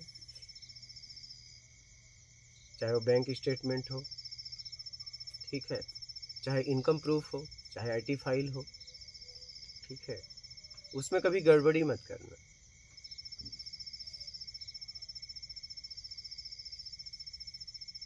और सामने वाले को ब्याज दर एकदम सही तरीके से बताना, वो आपका कर्तव्य है। उसे पढ़ाना मत।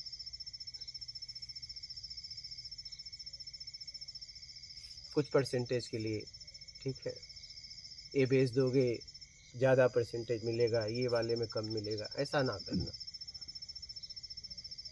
ये मैं आपको सलाह दे रहा हूँ, बाकी आपकी मर्जी, आपको क्या करना है।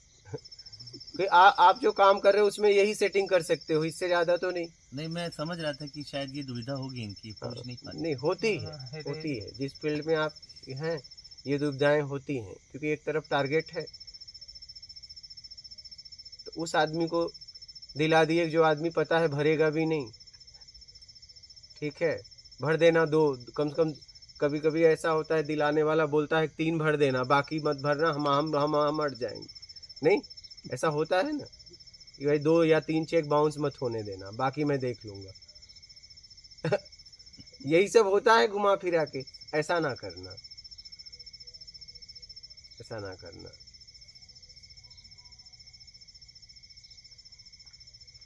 बाकी कोई सवाल हो तो बोल। नहीं, बस गुरुजी। और हमसे खुल के आप पूछो। यहाँ पे आप तर्क करो चाहे कुतर्क करो, क्योंकि यहाँ करने के लिए कुछ नहीं है। क्या हम तो चाहते हैं लोग खुल के मुझसे बात करें, खुल के पूछें। क्योंकि मैं सीधा आपसे बात करता हूँ, आपकी आत्मिकता से बात करता हूँ, मैं मेरा में बात नहीं करता हूँ। इसलिए आपका पूछना मुझे कुतर्क नहीं लगता है। मैं तो कहता हूँ आप खूब पूछो, खूब पूछो, बस अपने कल्याण के लिए पूछना, खूब पूछो। जैसे मन जो बनता है, मन जब बच्चा पैदा होता है तब तो मन नहीं रहता, अमन रहता है, कोई शब्द नहीं, कोई अक्षर नहीं। और जैसे जैसे हम ध्वनि देते हैं और ध्वनि से फिर अक्षर बनते हैं, अक्षर से शब्द, शब्द से वाक्य, वाक्य से विचार और विचारों से फिर मन बनता है। और बाद में हमको ये बताया जाता है कि जब हमारी सोसाइटीज़ हमको मॉरल साइंस पढ़ाती है और डूज़ और डोंट्स, ये करना सही है या ये नहीं करना है, इसके फॉर्म में बताती है। हमारा बाल मन उन सब चीज़ों को ग्रहण करता रहता है और संस्कार हम लोगों को दिए जाते हैं जो अच्छे होते हैं उनके हिसाब से। लेकिन जब हमें बताया जाता है कि यार सच बोलना मतलब झूठ बोलना पाप है और सच बोलना जो है वो पुण्य है, लेकिन जब वास्तविकता में आगे जब आदमी धीरे धीरे बढ़ता है तो कहीं ना कहीं उसको वो झूठ का सहारा लेना पड़ता है। ऐसा कुछ सिचुएशंस क्रिएट होती है। तो ऐसी स्थिति में वो जो बाल मन है वो थोड़ा सा कंफ्यूज होता है कि यार ये हमें तो ये सिखाया गया था, अब यहाँ थोड़ा सा ये ऐसा कुछ है। मैं अपनी अकेले की नहीं बात कर रहा हूँ, मतलब हाँ, सब आ गए, हम भी उसमें आ गए। तो ऐसी स्थिति में मतलब ये जो चीज़ें होती हैं और बताया जाता है कि किसी को स्पर्श आप करते हो तो वो स्पर्श जो है वो ठीक नहीं है। लड़कियों को यही बताया जाता है, बच्चों को यही सिखाया जाता है। और जब धीरे से बाद में जब वो बच्चा बड़ा होता है तो वो स्पर्श उसको अच्छा लगता है। तो ये ऐसी कई चीज़ें होती हैं जो बाद में शायद उसको इंद्रियों के मतलब लालचवश बोल दीजिए या मन की कोई विषय वस्तु, जरूरत, पहले तो जरूरत, हाँ, शायद उसको अच्छी लगती है। तो उनको एक फील आता है कि यार ये हमको तो गलत बता दिया गया था। तो ऐसी स्थिति में बच्चों को या ऐसा जो अपनी जो युवा पीढ़ी है उनको कैसे मतलब गाइड करे, कैसे उनको वो करे? पहली बात तो ये जो मन है ना, जब उसका जन्म हुआ शरीर के साथ ही था। जब वो रोया ना, तो किस लिए रोया बताइए? अगर जरूरत थी उसको, तो जरूरत जैसे ही मन आ गया ना, जरूरत जैसे हुई मन आ गया। मन तो शरीर के साथ में ही था, बाद में नहीं आता है, बाद में नहीं आता है, वो तो शरीर के साथ ही था। और वही वो विपरीत लिंग है, उसको छूता है अच्छा लगता है, लेकिन वही उसके जैसे है, उसको तो छूता है तो अच्छा नहीं लगता। उसके अंदर काम भाव जग गया। क्या? काम भाव। हाँ, काम भाव जागृत हो गया।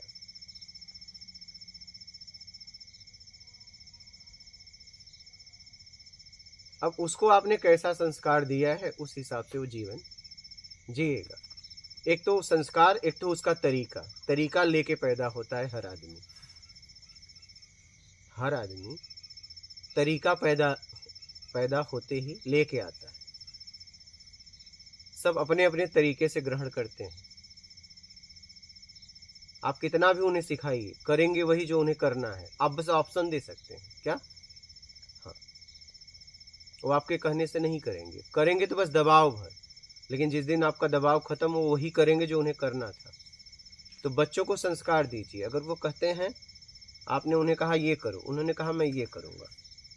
अब आपने उनके करने में आपको कमी दिख गई और आपको लगा कि मैं जो बता रहा हूँ उनके लिए ठीक है, पहले उनसे पूछिए।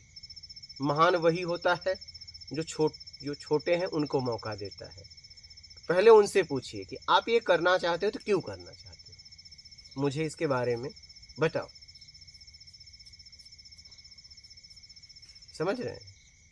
वो फिर अपनी बात को रखेगा, उसकी बात पूरी तरह सुनिए कि आपने मेरे फैसले को, मेरा फैसला ये है, आपका फैसला ये, ठीक है। अब आप अपने फैसले को बताओ कि आपने ये फैसला क्यों लिया। चाहे उस सब्जेक्ट का, विषय का, पढ़ाई हो, ठीक है, कुछ भी हो, कोई भी लक्ष्य हो, बताए। आप उससे पूछिए कि आपने इस फैसले को कैसे लिया, मुझे भी बताइए। वो अपनी बात पूरी रखेगा और फिर आप अपनी बात पूरी रख दीजिए। क्या? उसने उधर से रखा, आप इधर से रख दीजिए। अब बोल दीजिए कि बेटा इसमें से जो उठाना है उठा, और उसके फैसले में कोई कमी दिख रही तो वो बता दो, और उससे पूछ लो कि अगर मेरे फैसले में कोई कमी है तो मुझे बता दो। अगर इस तरीके से आप उसके पास बैठ जाएंगे ना,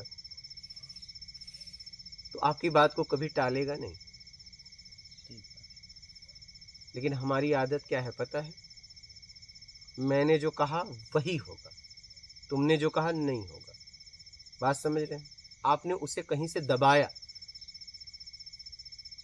चाहे आप उम्र का आपने, चाहे वैभव का, कहीं न कहीं से उसे, चाहे रिश्तों में, कहीं न कहीं ने आपने उसे दबा दिया। उसकी भावनाओं को आपको समझना चाहिए था।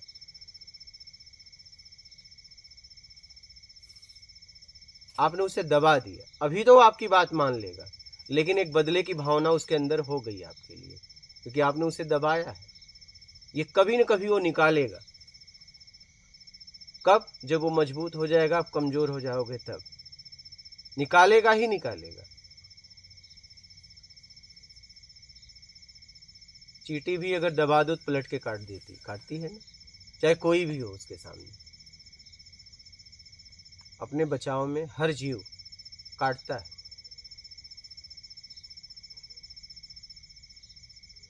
आपका ही छोटा बालक है, आप उसे खिलाते पिलाते हो, बस उसका हाथ जोर से पकड़ो, उसे दर्द हो, आप वो पलट के आपको ही काट लेगा क्या?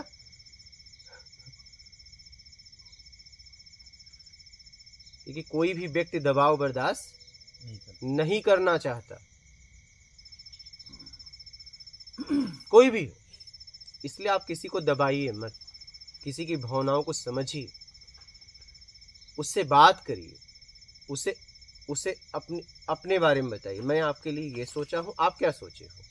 ठीक है, मैं आपके पास दो ऑप्शन, पहले एक ऑप्शन था आपका, अब मेरा भी ऑप्शन मैंने आपको दे दिया। आपको जो उठाना है उठा लो। क्या? आपको जो उठाना है उठा लो। समझ रहे हो?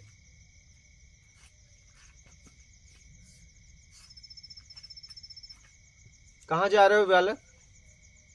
एक अर्जेंट पापा का फोन आ रहा है, कम से कम 7 से 8 बार आ गया। ऐसा सत्संग में, प्रेम में, भक्ति में जब बैठते हैं तो उठते नहीं।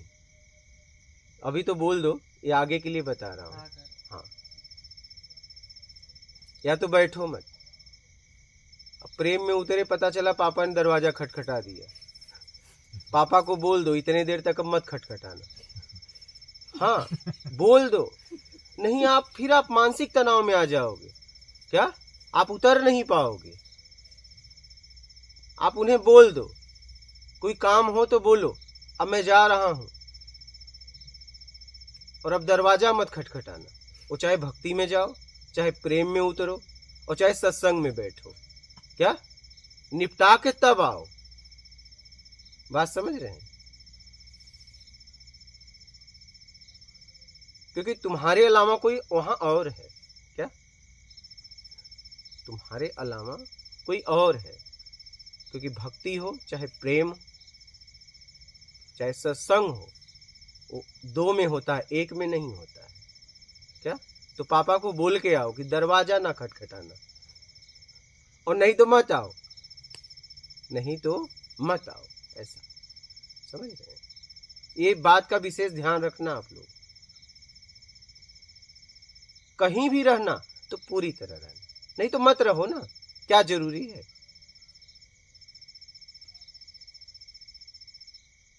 कहीं भी आप उतरो तो पूरी उतरो, पूरी तरह उतरो, तभी आपको समझ में आएगा। क्या? तभी आपको समझ में आएगा। आप चाहे कहीं भी उतरो जीवन में, ये ध्यान रखना। बात समझ रहे हैं? नहीं तो क्या होगा, शरीर से तो आप सुन लोगे, शरीर से तो कर लोगे, लेकिन मानसिक आप घुटन में हो जाओगे।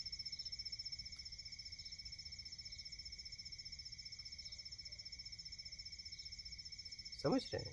भोजन में भी आप बैठा करें तो मोबाइल स्विच ऑफ करके बैठा करें। आज लोगों की मानसिक स्थिति क्यों खराब हो रही है? एक तरफ मोबाइल, एक तरफ टीवी, एक तरफ भोजन, क्या, और एक तरफ बातचीत भी। बताइए,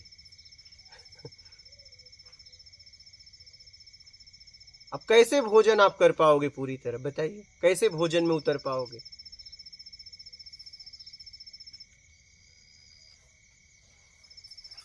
ये हालत है। एक तरफ टीवी चल रही है, एक तरफ बातचीत भी कर रहे हैं, एक तरफ मोबाइल भी है, आ गया तो उसमें उठा रहे हैं। अब जैसे आपने मोबाइल उठाया, फला आदमी रुक गया, अब उसकी मनोदशा क्या होगी कि देखो मेरे बात को नहीं सुना, उनकी सुन रहे हैं।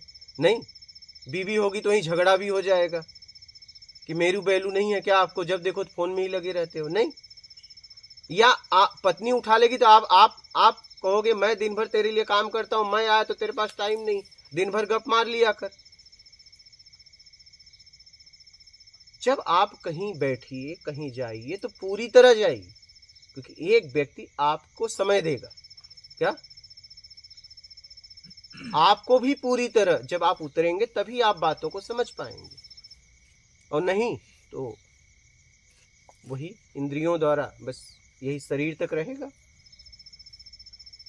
और ज्यादातर यही हो रहा है, हम पूजा कर रहे हैं, अगरबत्ती घुमा रहे हैं और हाँ हम पूजा करके आ रहे हैं, यही हो रहा है ना।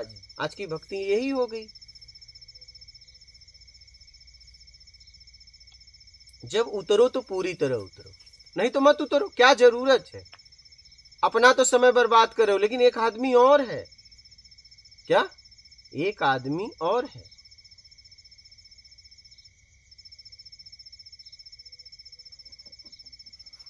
क्योंकि अकेले तो हो नहीं सकता, चाहे भक्ति हो, चाहे सत्संग हो, चाहे प्रेम हो, अकेले तो होगा नहीं। जब भी होगा दो में होगा। एक आदमी की ओर तो सोचो। भाई बाबा तुम्हारे हैं, उसके थोड़ी ना है। समझना इस बात को, अपने जीवन में उतार लेना। अगर आगे बढ़ना, उन्नति करना है तो जहां उतरना पूरी तरह उतरना, आधा अधूरे होके मत उतरना। क्या? और ज्यादातर यही है, जाना कहीं और है, पता कहीं और का पूछ रहे हैं, जा कहीं और रहे हैं, हमें खुद नहीं पता जाना कहाँ है। मतलब अगर पूछिए आप अपने आप से, कभी बैठ के पूछे ना कि सच में मुझे क्या चाहिए जिंदगी में, आप देखिए आपको जवाब मिलेगा। पता ही नहीं है। क्या? बस यूं ही जिए चले जाते हैं। हमारा ये नहीं हो रहा, तो मैं पक्का ही अभी नहीं कर पाए, क्योंकि पूर्ण जब पक्का कर लेगा मुझे यही चाहिए तो दुनिया की कोई ताकत रोक ही नहीं सकती। लेकिन आप यही पक्का नहीं कर पाए, ऑप्शन में जिए चले जा रहे हैं, ऑप्शन में जिए चले जा रहे हैं। पूर्ण पक्का कर ले कि मुझे ये चाहिए, कोई ताकत रोक नहीं सकती, लेकिन आपने खुद पक्का कर ही नहीं पाए हो। क्या? कि मुझे क्या चाहिए, ये नहीं हो पाया है। आपको ऐसा लगता है तो आप पूछिए अपने आप से कि आपके जीवन में पक्का हो पाया है, कि बस आपके जीवन का यही लक्ष्य है, बस आखिरी फाइनल है। गुरुजी अगर मेरे से अगर आप नहीं, पूछेंगे, मैं व्यक्तिगत तो नहीं पूछ रहा हूँ, आप बताइए। मैं पक्का है इसलिए मैं यहाँ हूँ, नहीं तो मैं किसी होटल में वहाँ आराम से शादी में एंजॉय कर रहा होता। मैं हम लोग यहाँ भटकते हुए आए, बहुत कहाँ से निकल के आए समझ में नहीं आया। हम भी 12 साल के भटकने के बाद ही यहाँ पहुंचे हैं। तो मेरा बिल्कुल पक्का है। तो मैं इंडिविजुअली बोल रहा हूँ, मेरा तो बिल्कुल 100% पे पक्का है। कुछ चीज़ें मुझे ऐसी लगती हैं, जब मैं किन्हीं महात्माओं से कभी मिला हूँ, किसी लोगों ने, तो वो देखते हैं और ये तो बोल देते हैं देख के कि यार तुम बहुत आगे तक जाओगे। अब ऐसा पता नहीं क्यों बोल देते हैं, क्योंकि उसी समय मुझे तुरंत रियलाइज़ होता है यार मैं तो ठीक आदमी नहीं हूँ। मुझे उसी समय अपनी सारी डिस्क्वालिटीज़ दिख जाती है।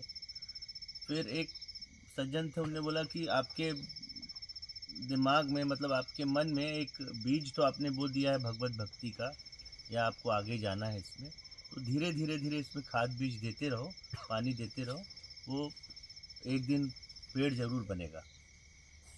अब उसमें पूरा तो नहीं, लेकिन हाँ उम्र के दौर को देखते हुए धीरे धीरे आज 48 साल की उम्र में आते आते अब जाके कहीं समझ में आता है कि वो सही बोल रहे थे। और अब ये पक्का कर लिया है बिल्कुल कि अपने को इस डायरेक्शन में ही जाना है। क्योंकि कभी कभी ऐसी फीलिंग आती है कि सुबह से शाम काम करते हैं, मन लगा के काम करते हैं, वापस आने के बाद परिवार में भी मन लगा के बैठते हैं, अपने पसंद का खाना भी बनवाते हैं, खुद भी बनाते हैं, कभी कभी परिवार का भी ध्यान रखते हैं, घुमाते फिराते भी। फिर लगता है कि ये क्या यही है, क्या इसीलिए पैदा हुए हैं, यही ज़िंदगी है? क्योंकि कहीं ना कहीं ये कीड़ा, सॉरी मैं गलत वर्ड यूज़ कर रहा हूँ, कि कहीं कहीं ये चीज़ अंदर कुछ घुस सी गई है कि वीडियोस देखते देखते या कुछ पढ़ते हुए या किन्हीं लोगों के प्रवचन को सुनते सुनते ये आत्म साक्षात्कार, ये वो कुछ इस टाइप का। तो जब मन एकदम अस्त व्यस्त सा होता है, ऐसे समय में एक फील आता है कि क्या हम इसी के लिए आए हैं कि ये दुनिया में फंसने के लिए बार बार यही सब चीज़ें होंगी रिपीट। क्योंकि हमारे यहाँ तो ये 84 लाख योनि वाला ये चक्कर चलता है। तो अगर मुझे ये शरीर मिला ही है, अगर मैं मान लूँ कि हाँ भाई ये होता भी होगा, तो क्या मेरा ये आधा से अधिक उम्र तो निकल गई, मुझे अगले पल का भी भरोसा नहीं है। तो कब तक? तो शायद यही वजह है कि मैं थोड़ा हड़बड़ी में हूँ कि मेरे को ये करना ही है, जानना ही है। और अब पता नहीं इसमें कहाँ तक आगे तक जाऊँगा, ऐसा फील है। देखिए, आत्म साक्षात्कार के लिए सर्वप्रथम पहले शुरुआत करनी है ईमानदारी और सत्कर्म। आप बोल सकते हो कि आप पूरी तरह ईमानदार हो, नहीं, तो अभी मतलब तो नहीं बोल आपने अभी अध्यात्म की शुरुआत भी नहीं की। प्लानिंग चल रही है। क्या प्लानिंग चल रही है? प्लानिंग कर रहे हो। जब आप ईमानदारी पूरी तरह अपना लेंगे जीवन में, पूरी तरह, हाँ या ना, या तो मैं ईमानदार हूँ या तो मैं नहीं, बेईमान हूँ, बस परसेंटेज में नहीं। जब आप पूरी तरह ईमानदारी अपने अंदर से, हाँ आना चाहिए, हाँ किसी और से नहीं। तो जब आप पूरी तरह ईमानदारी जिस दिन अपना लेंगे, जिस समय, जिस क्षण, और सत्कर्म, वहाँ से आपकी आध्यात्मिक यात्रा शुरुआत होगी अपने स्वयं तक पहुँचने के लिए। क्या? स्व तक पहुँचने के लिए, वहाँ से। और फिर जब स्व तक पहुँचेंगे, बाहर के रूप से अपने आप को छुड़ा देंगे, स्वरूप में आएंगे इस पिंड में, तब आपको होगा आत्मज्ञान। और जब इस आप पिंड से मुक्त हो जाएंगे, तब आपको होगा ब्रह्म ज्ञान। यही है यात्रा। लेकिन पूरी तरह, या तो आप ईमानदार हैं या तो बेईमान हैं। अगर इसमें आपको आगे बढ़ना है अपने स्व तक तो, और नहीं तो फिर वही परसेंटेज में कितने लोग समय गुजार रहे हैं, लगे हैं साधना में सालों से। अभी आपकी प्लानिंग चल रही है। तो अभी तक कहीं पता भी तो नहीं चला था कि मतलब सत्कर्म का तो ठीक था, सत्कर्म कर रहे हैं, किसी ये को तो हो दुख नहीं जाता दे है। रहे हैं, किसी को दुख नहीं दे रहे हैं, दूसरों के प्रति संवेदनशील भी हैं और दूसरों का ध्यान रख रहे हैं। लेकिन ईमानदारी जो आपने शब्द यूज़ किया, ये मूल कहीं वही नहीं। है, मूल वही है। सत्कर्म तो दुष्ट आदमी भी है, जा रहा है तो कोई रास्ता पूछा तो मूड में रहता है तो बता देता है। मूड में है तो दुष्ट आदमी जिसे आप एकदम दुष्ट समझते होंगे, उसके द्वारा भी कोई न कोई भूखा आदमी को खिला देता है, देखा होगा आपने। हाँ, पीने वाला भी। कहने का मतलब ये तो हो जाता है। मूल पहले ईमानदारी, वहीं से शुरुआत होती है। क्या? वहीं से शुरुआत होती है। और ये फैसला आपको करना है। ये फैसला कोई और करेगा तो कोई मतलब नहीं है। ये फैसला आपको करना है। आप ईमानदार हो, हाँ या ना। हाँ पूरी तरह, हाँ, तो वहीं से आपकी आध्यात्मिक यात्रा शुरुआत होगी अपने स्वयं तक के लिए। अभी तो प्लानिंग चल रही है, अभी तो प्लानिंग में हो। अब देखो कब तक प्लानिंग में रहते हो।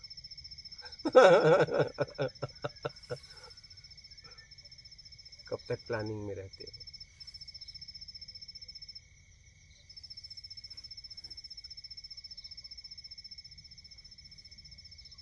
समझ रहे हैं? जी, और कोई प्रश्न है? नहीं।